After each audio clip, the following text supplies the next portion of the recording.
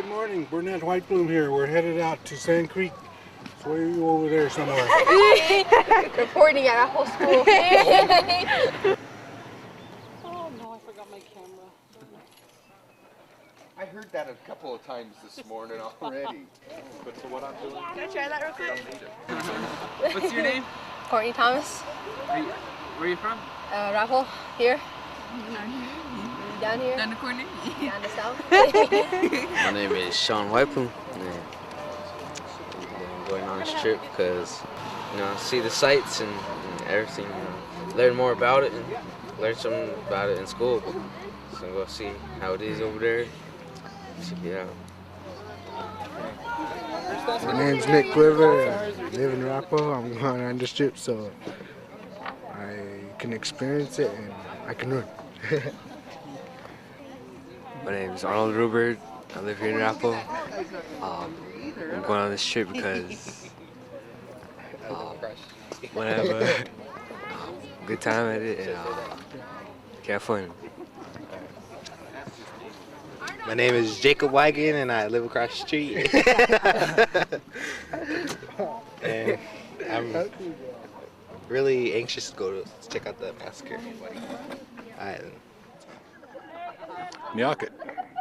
As I was thinking about this activity to Sand Creek, I've been aware of it the greater part of my life and taught about it at school, ASU, and when this opportunity came available to actually be there, I had to sit and just marvel that, number one, the tenacity of Indian people to survive and then to come back many, many years later and still respect and honor our relatives who suffered in a cruel way.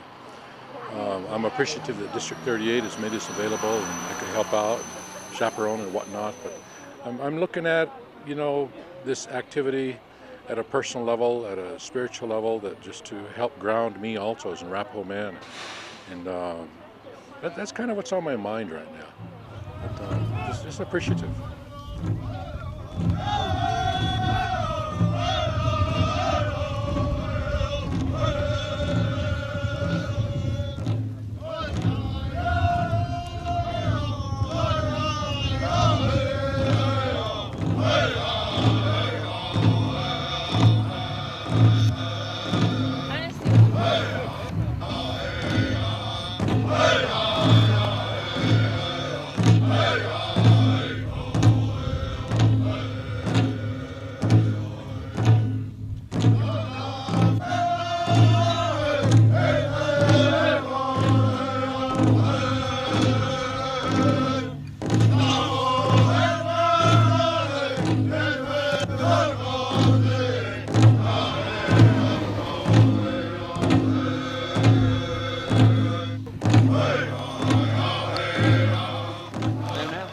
Okay, we're at the Laramie Park. There's a bunch of people and we're munching right now. We're eating right now, eating lunchtime. Little kids are walking everywhere, giggling, eating food. Hello, my name is Tom Bushehead and I work for Arapahoe School. And I'm just looking forward for the experience to see the history of our ancestors from long ago and just looking forward for the experience.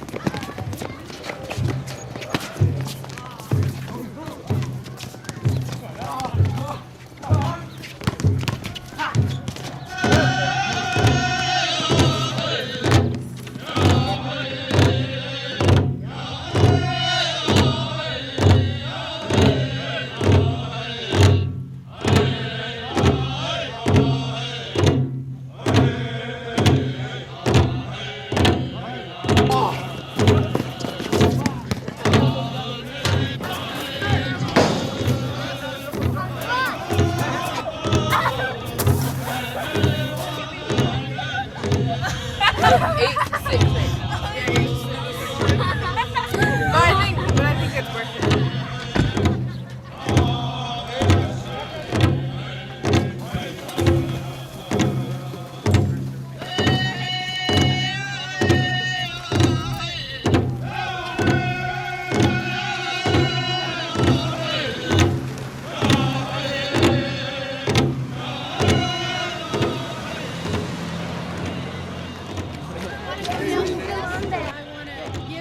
We made it. Long trip. We're going to make it. We're going to be good. We had a good trip. We're thankful for that. We're going to have a good day tomorrow. All the kids are excited to be part of this. It's going to be good. I hope. I second that. Miakit. I say good morning to you. This morning, Arapahoe 38, Arapahoe Charter High School, along with community members, Principal Director Gail Ridgely, myself, community people, Linda, Celeste, and many others. Bus drivers too, most important people, got us here safely. Right now we are in, what's the name of this place? Lamar, and we are on the final leg traveling over to the Sand Creek area. I made mention yesterday about this, and I'm sure myself and many others are filled with a lot of emotion, simply because what had happened over 100 years ago still courses through our veins as Arapahoe people. And we are here to commemorate a historic event, but more importantly, to possibly bring healing, closure to this.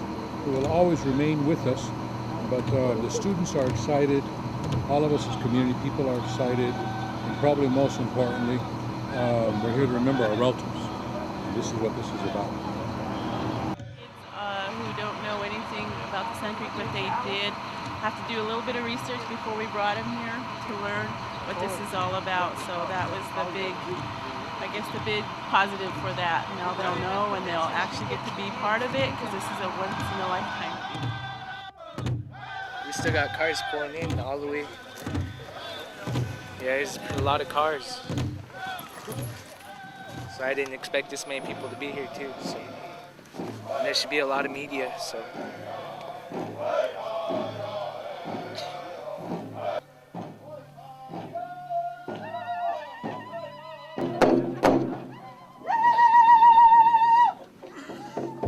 I'm very honored to be here with you, and I would like to introduce the Governor of Colorado, Bill Ritter.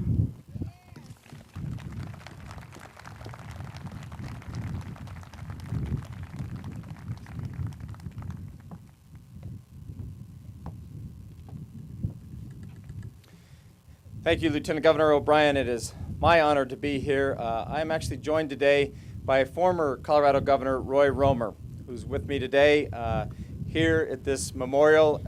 Governor Romer, if you'd stand up, thank you for joining us today, sir.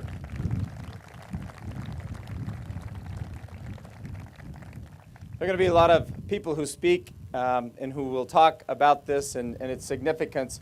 I speak on behalf of the people of the state of Colorado, who think that it is, number one, fitting that we have a memorial here. Some would say it's been too long. It should have happened sooner. I would add my voice to that. On behalf of the people of the state, we remember today the massacre, the tragedies, and really the indignities.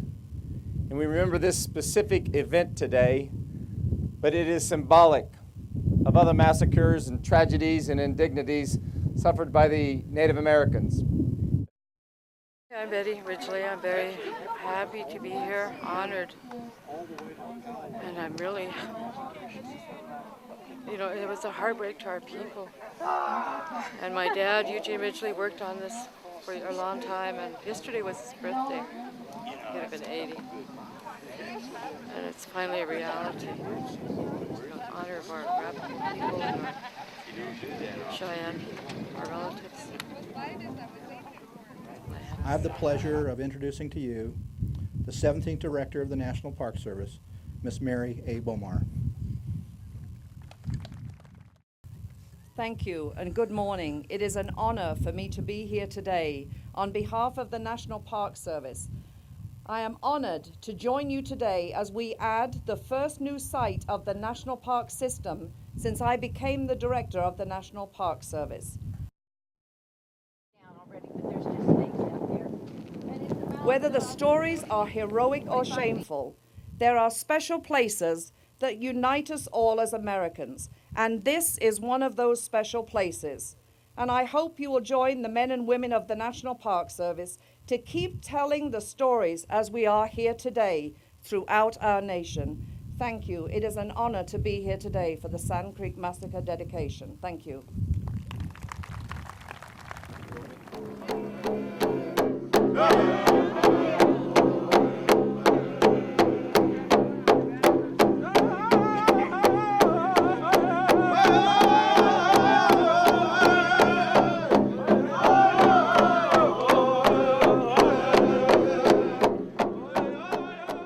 I'm Ben Nighthorse Campbell.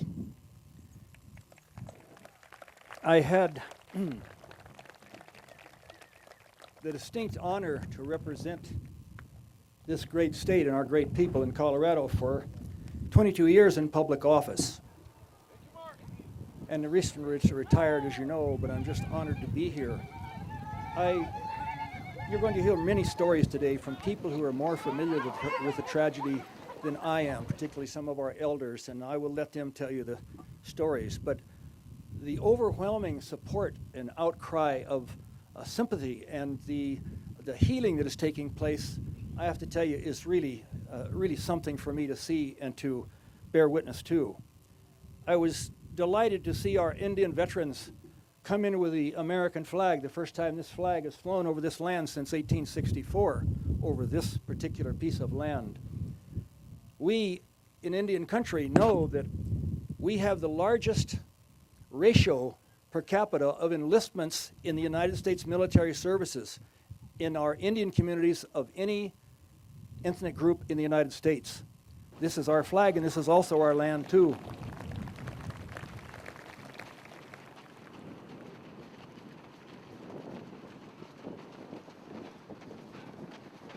On the 28th of November of 1864. But many of you know that most of the people then that were here were women and children and the elderly. The young men of warrior age were out trying to find food. Most of the buffalo herds had been disappearing, killed off by what are called hide hunters for profit in the East. Much of the game was driven off. Their land resources were getting smaller and smaller, so the warriors were out. Only Chief White Antelope, Chief Black Kettle stayed behind. Several other chiefs did too, but most of them were a little bit older. Frankly, it's nice to see so many descendants here from those people. I don't know, frankly, of a Cheyenne or Arapaho can't trace some relative that was there who perhaps survived and perhaps did not. Arapaho Nation! Arapaho warriors! White Antelope, they say, was wearing a peace medal given to him by President Lincoln the year before when he visited Washington, D.C.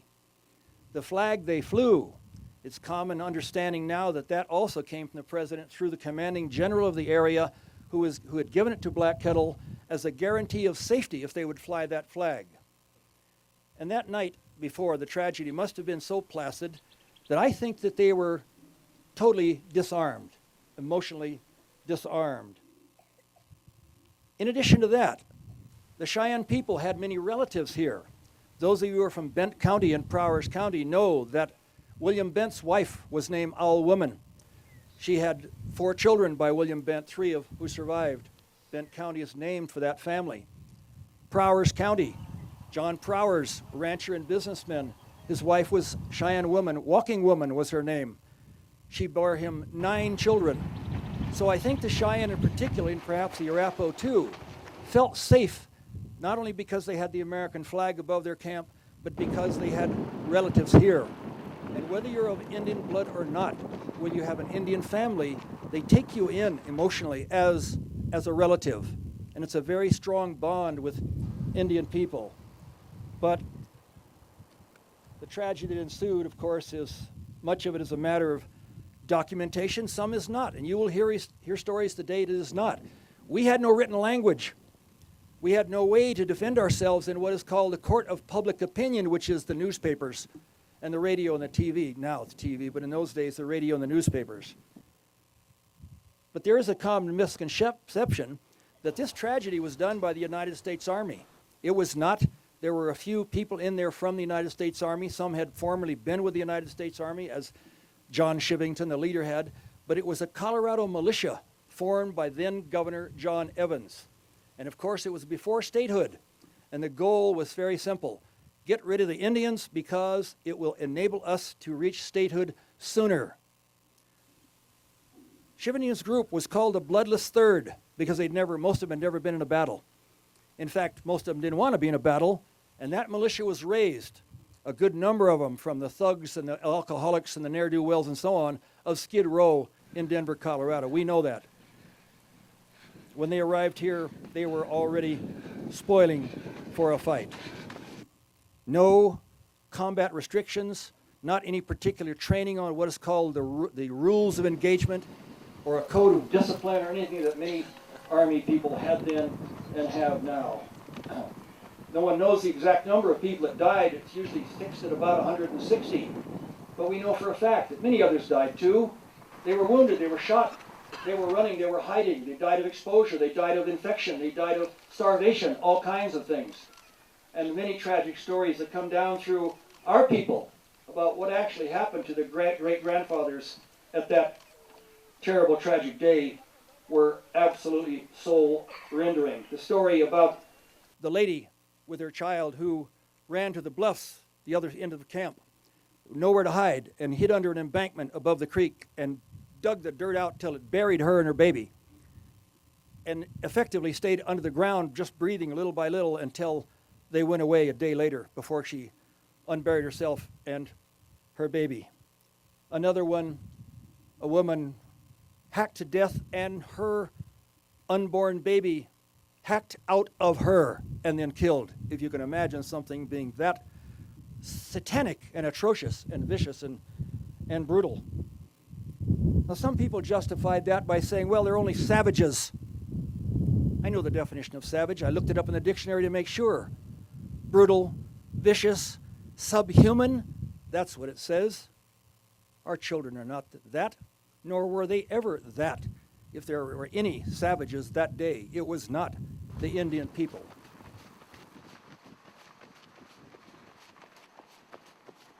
We're almost there. We just have a little bit more. We have to go that way.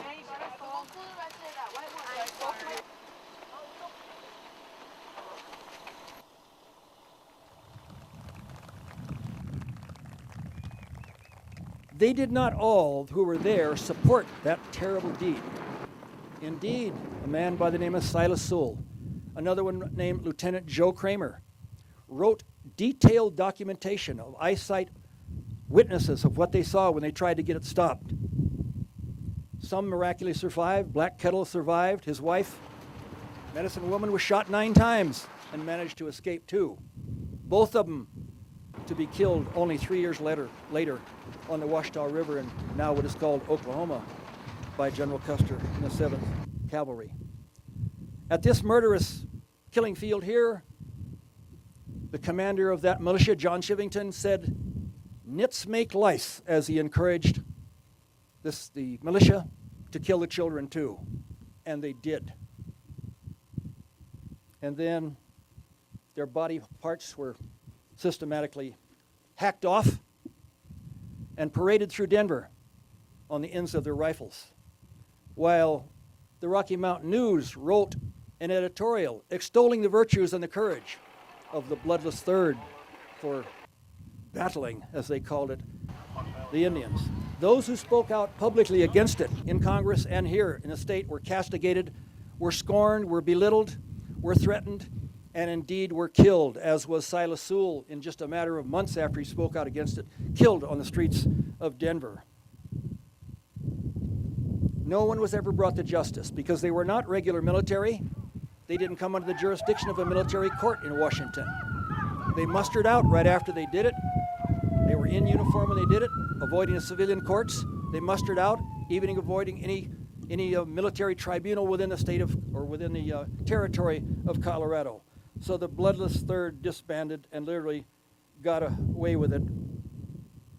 But we know those people that committed that may have got away with it in a court, but they did not get away with it from the standpoint of the Creator we call Mahale. I know that they are still standing before Him in condemnation.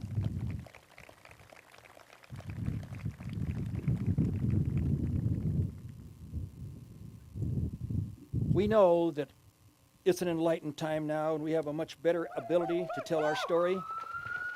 And there are many people who are witnesses here today who are going to help tell the rest of that story. And it's been a long time coming. I remember 25 years ago when I was interested then, when I first was elected to the Colorado legislature, and I had known about this for years from the elders. And at that time, I wanted to try to put this in some special designation, but unfortunately, it was not for sale at the time. Years later, thanks to the work of my terrific staff, I owe them a great debt of gratitude.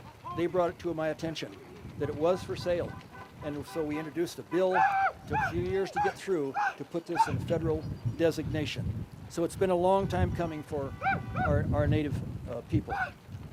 The staffer himself, I know he's very, very shy and he doesn't want me to talk about it. I have to say, though, James Doyle, who is now the state director for the national parks in Colorado, but the U.S. national parks, was the singlest particular staffer that did so much work in negotiating between the tribes, between the local communities, between the elected officials and the federal government.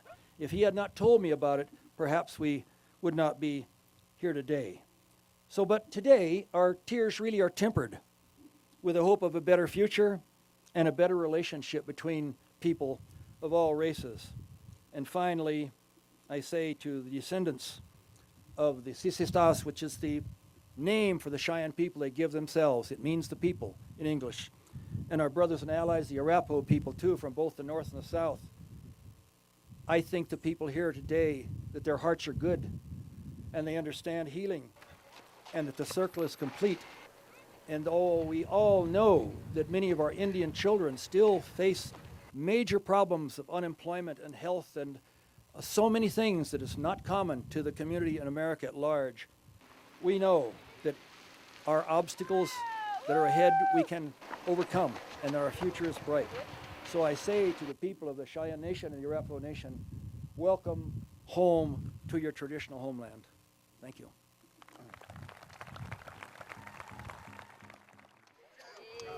I always had a philosophy that my heroes always have been Indian educators, Indian politicians that advocate equality for our native and indigenous people. Most importantly, our elders who teach us our language and culture on every day.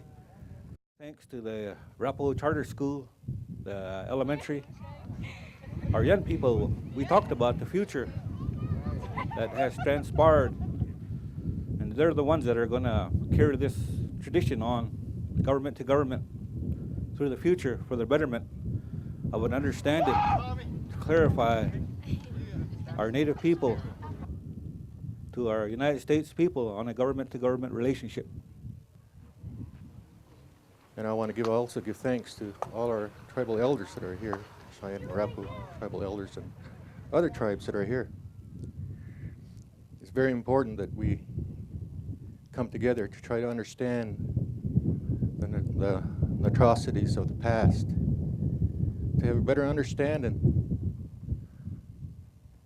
for the plight we have to go through, to get that recognition and understanding of these sacred sites and the important meaning of these sites for our people.